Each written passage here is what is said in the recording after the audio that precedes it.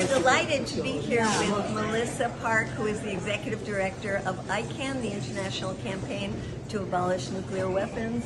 Welcome to Washington, D.C., and what are you doing here? Thank you so much. I'm delighted to be here in Washington, D.C. because we know that in August the world will commemorate the US bombings of Hiroshima and Nagasaki. It's really important to remember that the first victims of nuclear weapons were Americans. Before Hiroshima and Nagasaki, the US exploded its very first nuclear weapon on its own soil, on its own people in New Mexico. And you are going around to Congress and holding a briefing to talk about what?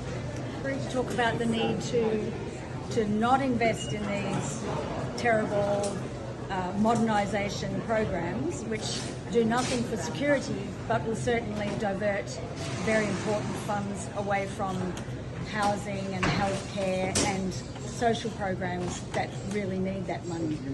And the other thing is to draw attention to the very high level of nuclear risk that the world is facing right now, and the need to work towards nuclear disarmament. Wonderful. And now that there is ridiculous talk about President Trump deserving a Peace Prize, we are so glad to be with someone who represents an organization that actually won the Nobel Peace Prize. Very much deserved. The U.S. has nuclear weapons. What do you have to say about that? Well, it's the height of hypocrisy and double standards.